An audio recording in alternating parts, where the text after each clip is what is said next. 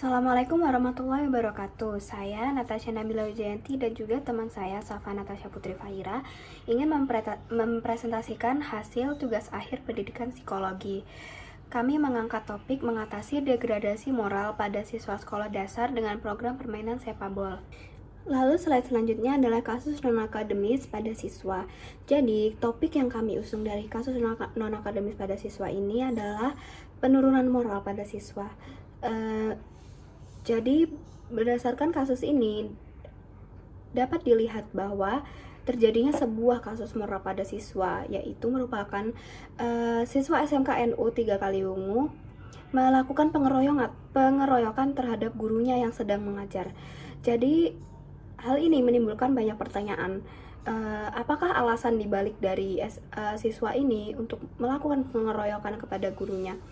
Jadi, banyak orang menganggap bahwa ini merupakan dampak dari penurunan moral yang sedang dialami oleh banyak siswa Indonesia saat ini. Lalu penurunan moral tidak hanya terjadi pada guru atau orang yang lebih tua, tetapi kerap juga terjadi pada teman sebaya.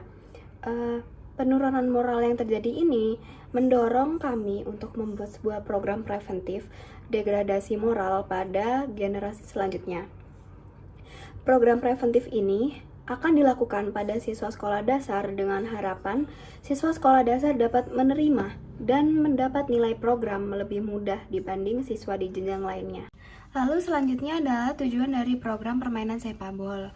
Yang pertama ada tujuan praktis, yaitu untuk mengarahkan siswa sekolah dasar untuk mengembangkan aspek moral melalui permainan sepabol. Lalu untuk tujuan non praktisnya, yang pertama adalah siswa mampu meningkatkan kapasitas berpikirnya secara moral. Yang kedua, siswa dapat berinteraksi secara positif dan saling berbagi gagasan di dalam kelompok. Lalu yang ketiga, siswa dapat mengembangkan komponen empatik seperti cara memahami perasaan dan pendapat, lalu juga kondisi orang lain.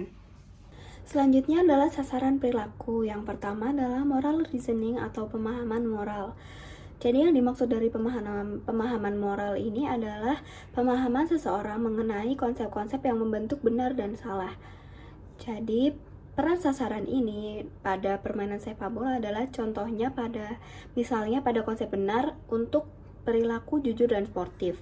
Lalu untuk konsep salah adalah pada saat siswa melakukan kecurangan atau melontarkan umpatan-umpatan. Lalu yang kedua adalah moral emotion atau perasaan moral. Pada aspek ini, seseorang memiliki sisi kognitif, yaitu pengetahuan tentang apa yang baik, dan sisi emosional tentang rasa berkewajiban dalam melakukan hal baik. Dalam program permainan sepatu, sasaran ini ditujukan pada keadaan psikologis yang muncul saat bermain, seperti menyalahkan diri saat terkena bola, perasaan bersalah ketika kalah dalam permainan, dan marah saat teman terkena bola. Lalu yang ketiga adalah moral conduct atau perilaku moral. Jadi, moral conduct ini terdiri dari dua bagian, yaitu perilaku prososial dan penolakan perilaku antisosial. Jadi perilaku prososial itu sendiri adalah tindakan sukarela yang dimaksudkan untuk membantu atau memberi keuntungan pada individu atau sekelompok individu. Lalu untuk penolakan perilaku antisosial adalah bentuk penolakan dengan melakukan perilaku agresi yang membahayakan. Dalam program ini, sasaran perilaku prososial merujuk pada perilaku seperti kerjasama dalam merubuhkan susunan sepatu lawan atau menolong teman yang jatuh.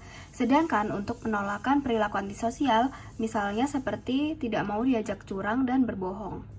Lalu yang selanjutnya adalah media yang akan digunakan dalam pelaksanaan permainan sepabol. Jadi yang pertama adalah lapangan sebagai tempat untuk melakukan permainan sepabol. Yang kedua adalah sepatu dan bola untuk media atau peralatan yang dibutuhkan selama intervensi atau permainan sepabol dilakukan. Berdasarkan penjelasan sebelumnya, kami memutuskan untuk membuat program berupa permainan. Permainan ini kami beri nama permainan sepabol yang merupakan singkatan dari permainan sepatu dan bola. Selanjutnya adalah manfaat program. Melalui program ini, kami berharap bahwa siswa nantinya dapat memahami bahwa perilaku dari kasus tadi merupakan penyimpangan moral. Pada permainan sepak bola ini juga mengandung aspek sosial di dalamnya, sehingga siswa diharapkan dapat membangun pemahaman tentang prinsip moral seperti timbal balik, bekerja sama, keadilan, dan juga kesejahteraan. Melalui permainan sepak bola ini juga kami berharap nantinya siswa dapat membangun pemahaman tentang bagaimana memperlakukan orang lain melalui pengalaman berinteraksi dengan lawan main dan konflik perselisihan yang terjadi dalam permainan sepak bola. Selanjutnya adalah prosedur permainan sepak bola. Permainan ini nantinya akan dilakukan oleh 10 orang yang dibagi menjadi 2 kelompok dengan 5 anggota per kelompok. Media yang diperlukan ialah sepatu dan bola dan juga tempat permainannya, yaitu di lapangan. Kemudian, bola yang disediakan untuk mengeliminasi lawan dan merubuhkan susunan sepatu lawan hanyalah 1, sehingga nantinya kedua tim akan berebutan untuk memegang bola tersebut. Tim yang berhasil untuk memegang bola berkesempatan untuk mengeliminasi lawan maupun merubuhkan susunan bola. Saat bola dilempar, bola baru boleh diperebutkan. Apabila bola mengenai anggota tubuh selain tangan, maka anggota tersebut akan tereliminasi.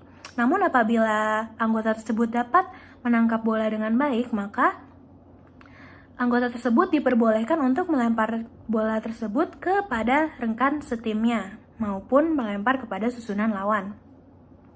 Masing-masing tim diberi waktu 3 menit untuk berdiskusi dalam penyusunan sepatu agar tidak mudah rubuh dan siapa yang bertugas untuk melindungi dan juga siapa yang bertugas sebagai penyerang.